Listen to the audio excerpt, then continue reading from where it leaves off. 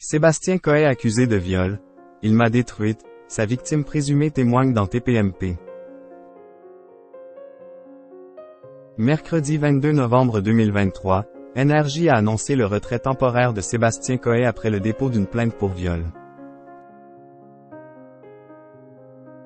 Au lendemain de cette annonce, la victime présumée de l'animateur a témoigné dans TPMP. Depuis quelques semaines, Sébastien Coët est au cœur d'une affaire.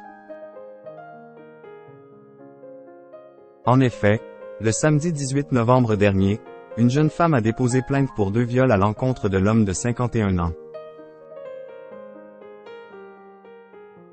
Le parquet de Bourg-en-Bresse a ensuite ouvert une enquête préliminaire pour viol sur mineur de plus de 15 ans et viol.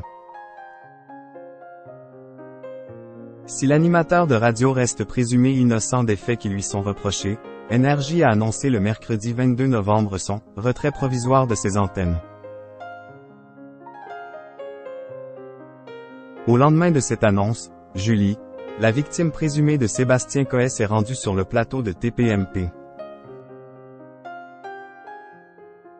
Face à Cyril Hanouna, elle a tenu à revenir sur l'incident qui serait survenu à Genève.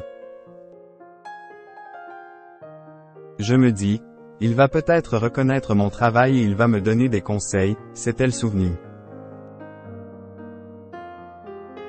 À l'époque, l'adolescente de 15 ans aurait voulu lui montrer une maquette. L'animateur lui aurait alors demandé de la rejoindre dans sa chambre d'hôtel. Je décide de monter avec lui, c'est à ce moment-là que se sont passés les faits, a-t-elle expliqué.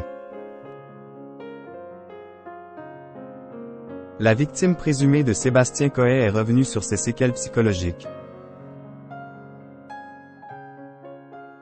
Concernant la suite des événements, Julie a expliqué à l'animateur de TPMP qu'elle aurait décidé de se protéger psychologiquement. Guillemets doubles. Je me suis persuadée que ce qui était arrivé, ce n'était pas réel. Que ce n'était pas dramatique parce que ça a duré peut-être 1 minute avant que les appels de ma sœur retentissent une dizaine de fois, a-t-elle indiqué. Si la jeune femme aurait attendu 10 ans pour dénoncer le comportement de l'animateur, c'est parce qu'elle pensait qu'elle ne serait jamais prise au sérieux. Elle a d'ailleurs indiqué que l'attitude de Sébastien Coët aurait eu des répercussions sur sa vie.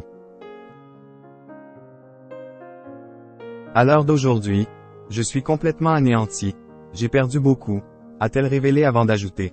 Je me sens mieux parce qu'il a détruit ma famille, il m'a détruite moi aussi. Et là, j'arrive à renouer des liens avec ma famille, en ayant dit la vérité.